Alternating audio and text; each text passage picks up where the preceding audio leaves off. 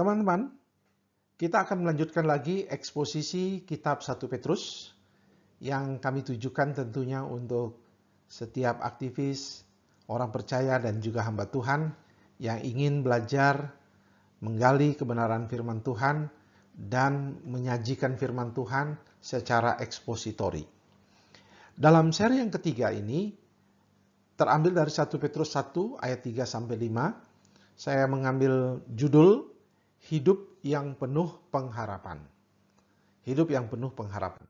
Saya baca terlebih dahulu 1 Petrus 1 ayat 3-5. Terpujilah Allah dan Bapa Tuhan kita Yesus Kristus, yang karena rahmat yang besar telah melahirkan kita kembali oleh kebangkitan Yesus Kristus dari antara orang mati kepada suatu hidup yang penuh pengharapan, untuk menerima suatu bagian yang tidak dapat binasa, yang tidak dapat cemar, dan yang tidak dapat layu, yang tersimpan di sorga bagi kamu, yaitu kamu yang dipelihara dalam kekuatan Allah karena imanmu, sementara kamu menantikan keselamatan yang telah tersedia untuk dinyatakan pada zaman akhir. Nah, dari teks ini kita mau menggali kebenaran akan firman Tuhan. Apa yang menjadi amanat daripada firman Tuhan yang kita sudah baca tadi. Nah, terlebih dahulu kita akan melihat apa yang menjadi konteks pembahasan ini dalam awal-awal surat ini. Maka kalau kita melihat ada konteks penderitaan, sebagaimana di seri yang pertama, kalau saudara mungkin tidak menontonnya, bisa menyaksikan di seri yang pertama. Di situ ada tema seluruh kitab 1 Petrus adalah tentang penderitaan. Nah, penderitaan apa yang dialami?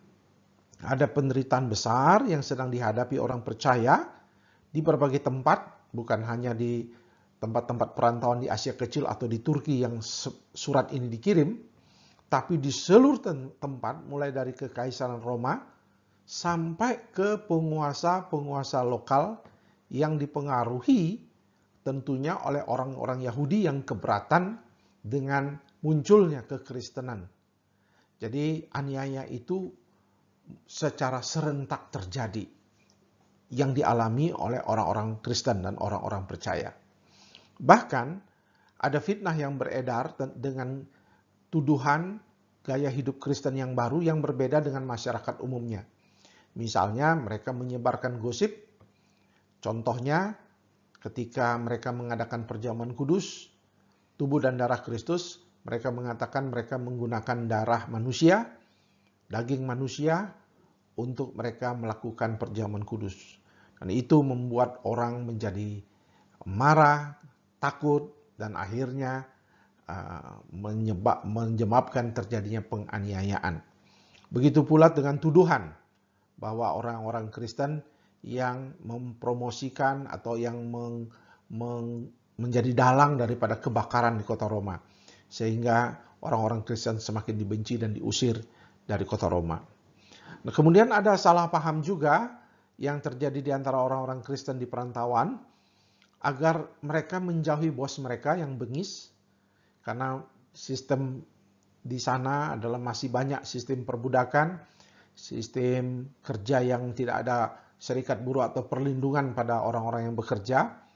Nah, mereka bingung bagaimana menghadapi Tuhan mereka yang kejam dan Tuhan mereka yang tidak percaya. Inilah penderitaan yang cukup berat yang dialami oleh orang Kristen mula-mula.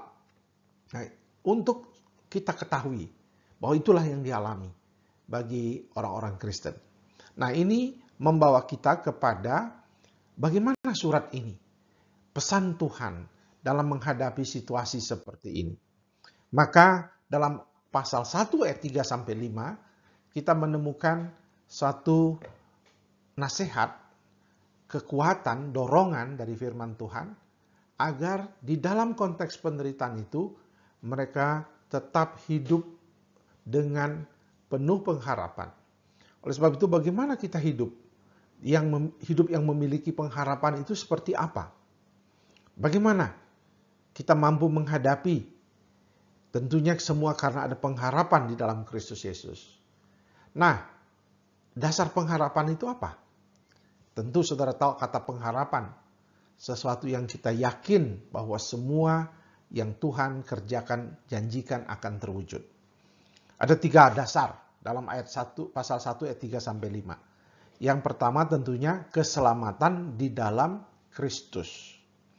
Jadi dikatakan di dalam ayat yang ketiga itu bagaimana pentingnya seseorang itu lahir kembali dan lahir kembali oleh kebangkitan Kristus. Bandingkan Yohanes 3 juga memakai kata lahir kembali, dilahirkan kembali, yaitu menurut Rasul Petrus adalah kehidupan yang baru di dalam Tuhan. Kata lahir kembali berbicara tentang kehidupan yang baru di dalam Tuhan.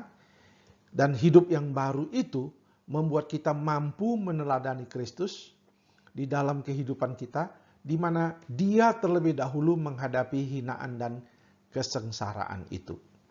Jadi dasar kita kuat di dalam pengharapan itu karena adanya keselamatan di dalam Kristus Yesus yang telah membuat kita lahir kembali. Dan mengapa disebut kebangkitannya, oleh kebangkitan Kristus? Karena di dalam teologi perjanjian baru jelas sekali bahwa kebangkitan Kristus ada kuasa. Oleh sebab itu mereka mengatakan ada kuasa dalam kebangkitan Kristus. Kuasa kebangkitannya lah yang membuat kita mampu menghadapi tantangan-tantangan itu. Itu sebabnya kita perlu dilahirkan kembali agar kita memiliki perspektif yang baru dan melihat dan mampu melihat bahwa kuasa kebangkitan Kristus itu jauh di atas segala penderitaan yang kita hadapi. Jauh lebih indah dan jauh lebih mulia. Jadi dasar pengharapan itu adalah kita memiliki keselamatan di dalam Kristus. Yang kedua, mengapa kita memiliki pengharapan itu adalah karena mahkota yang akan kita terima di sorga. Di dalam ayat yang keempat. Di sana dikatakan bahwa kita akan menerima bagian yang tidak binasa, tidak cemar, tidak layu. Sebuah gambaran metafora tentang kemuliaan Allah yang tak terkatakan, yang akan kita diterima bagi mereka yang bertahan di dalam penderitaan. Kata tidak binasa, tidak cemas, apalagi kata tidak layu, seperti sebuah mahkota. Dulu dalam sudah ada olimpiade, sudah ada pertandingan olahraga, dan setiap orang yang menang akan diberikan mahkota, dan mahkotanya itu umumnya dari daun. Jadi bukan dari mahkota perak atau emas atau apapun, diberi dari daun, dan daun itu tentu akan layu. Nah, digambarkan bahwa mahkota yang diterima, kemuliaan yang diterima di dunia akan layu, tetapi kemuliaan yang di sorga adalah kemuliaan yang tidak terkatakan, sesuatu yang sangat indah.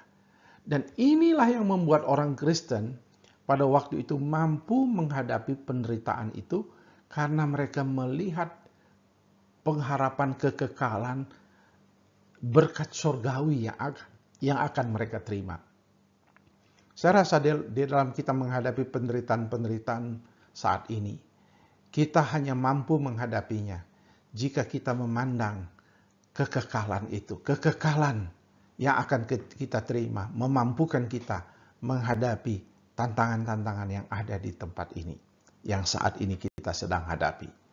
Itulah dasar pengharapan kita. Dan yang ketiga, yang terakhir adalah Tuhan akan memelihara kita oleh kekuatannya. Katakan, Dia akan memelihara kita oleh kekuatannya. Oleh sebab itu, kalau kita langsung hubungkan dengan situasi ini, kata yang dipakai dalam ayat yang kelima, zaman akhir, bukan akhir zaman, beda itu. Zaman akhir ini yang sedang berlangsung saat ini, dari zaman Yesus sampai nanti Yesus datang kembali. Akhir zaman itu adalah pada eskatologinya. Sekarang dalam ayat 5 dikatakan zaman akhir, artinya peristiwa-peristiwa yang terus-menerus akan penuh dengan permasalahan yang sifatnya global, akan terus terjadi seperti yang sudah kita lewati, penyakit COVID-19 dan mungkin akan ada lagi jenisnya yang akan kita hadapi ke depan, resesi ekonomi yang terus akan berulang-ulang, bencana dan perang juga akan terus berulang-ulang, dan ini akan terjadi zaman akhir. Tetapi kita menemukan catatan di dalam ayat yang kelima bahwa Tuhan akan memelihara oleh kekuatan tangannya.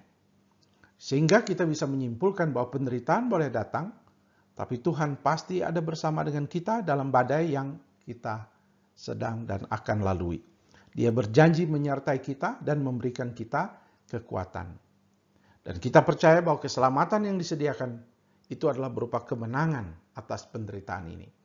Kata kemenangan itu adalah sebuah proses, bukan sebuah catatan di mana orang tidak akan melewati masalah dan pergumulan. Tapi dia berproses menjadikan penderitaan itu membentuk dia menjadi orang-orang yang menang. Nah, 3 hal inilah yang menjadi dasar pengharapan kita. Dan itulah yang akan menuntun kita di dalam konteks saat ini ketika sedang menghadapi tantangan-tantangan kehidupan. Nah, sebagai refleksi, yang pertama, apakah Anda sudah dilahirkan kembali dalam Kristus? Penting. Kita bertanya pada diri kita, apakah saudara sudah dilahirkan kembali di dalam Kristus? Yang kedua, percayakah Anda bahwa mahkota kemuliaan itu akan kita terima? Sebagai orang Kristen, tidak boleh berfokus pada materi saat ini, kesenangan saat ini, berkat saat ini, tapi kita berfokus pada kekekalan. Dan kekekalan itulah yang akan membuat kita dituntun dan disertai dalam kehidupan saat ini. Itu mau refleksi yang ketiga, apakah kita konsisten percaya akan janji penyertaannya di tengah badai kehidupan yang saudara sedang alami. Apa badai kehidupan saudara hari ini? Apa tantangan saudara hari ini? Mari miliki hidup yang penuh pengharapan dan belajar dari apa yang sedang dan diajarkan oleh Tuhan kita Yesus dalam surat 1 Petrus ini. Sampai ketemu pada seri berikutnya. Tuhan memberkati.